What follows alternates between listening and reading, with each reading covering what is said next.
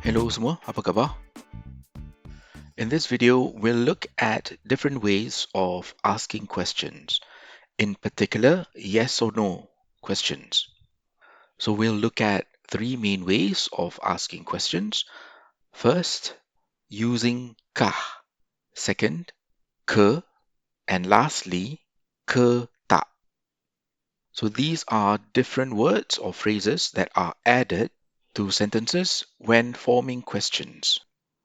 Firstly, kah is added to question words, especially in formal Malay.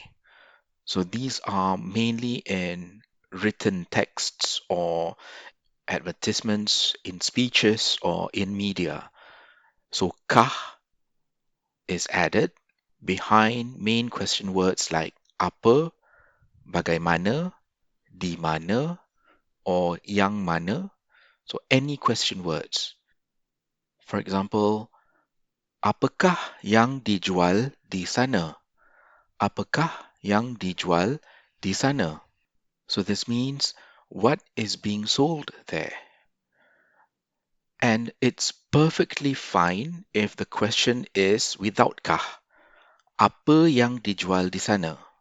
Apa yang dijual di sana? Although it provides the same meaning, however, the addition of kah create a sense that the question is asked to a wider audience. Similarly, bagaimanakah lukisan itu dibuat? Bagaimanakah lukisan itu dibuat? Bagaimana means how, and it is a very formal way of asking how. In spoken Malay, it is more common people use the phrase macam mana instead of bagaimana. And this sentence, if it's formed without kah, bagaimana lukisan itu dibuat, it will provide the same meaning. How is the painting made? But the addition of kah makes it seem that the question is asked in exam papers, for example. So it is asked to a more wider audience instead of asking one or two persons. Another example, bilakah hari persaraannya? Bilakah hari persaraannya? So bila is asking when, bilakah hari persaraannya means when is his retirement day? So persaraan is a retirement, persaraannya is his retirement, hari persaraannya is his retirement day. And this feels as if it is a question asked in a test or an exam with the addition of kah. And you would almost never hear people say kah when asking questions, when speaking.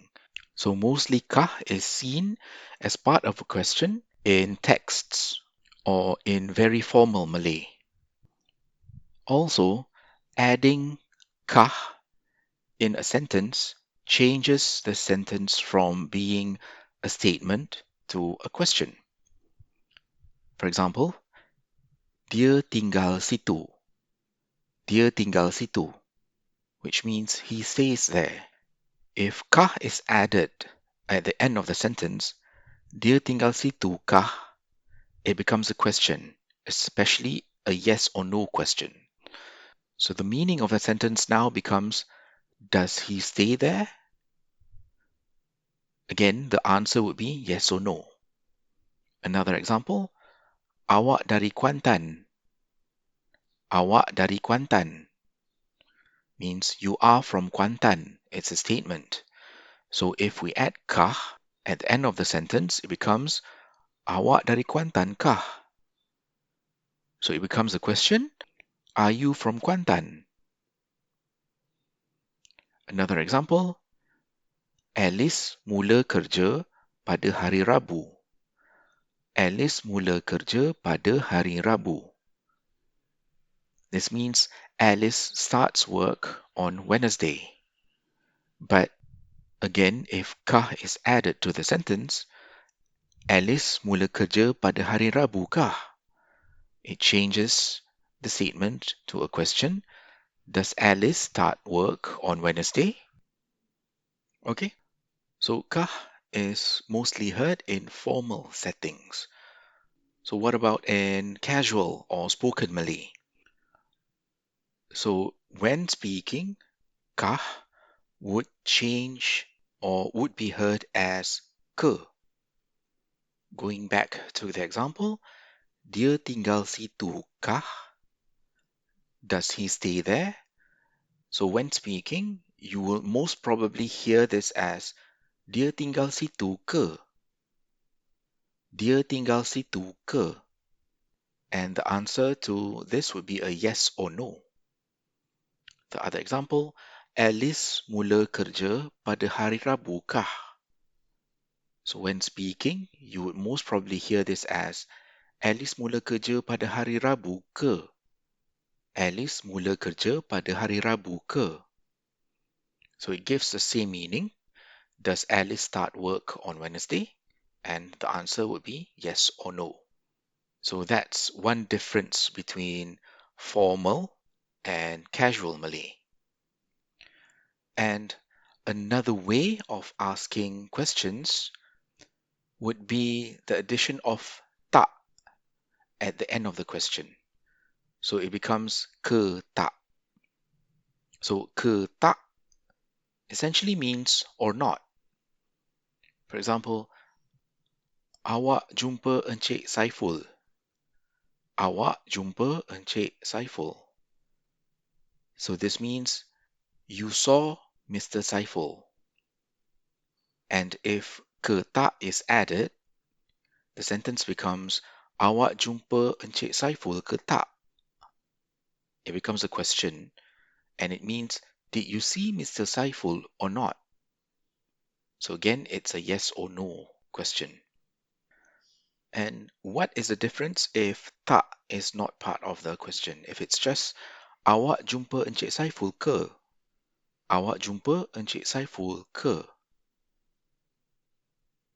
It gives the same meaning. Did you see Mr. Saiful?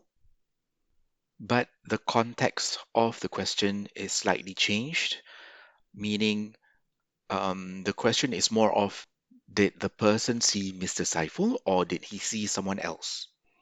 The answer would still be yes or no, but it may be a different context to the question.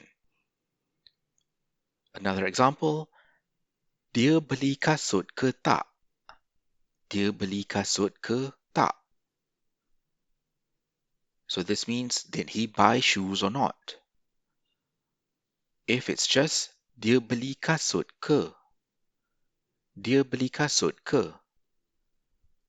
So the tone of the question becomes, did he buy shoes or he bought something else? So that's a tone of the question when it's just ke instead of ke tak. Okay, for these three questions, how would you form the sentences in Malay with kah, ke tak, or ke?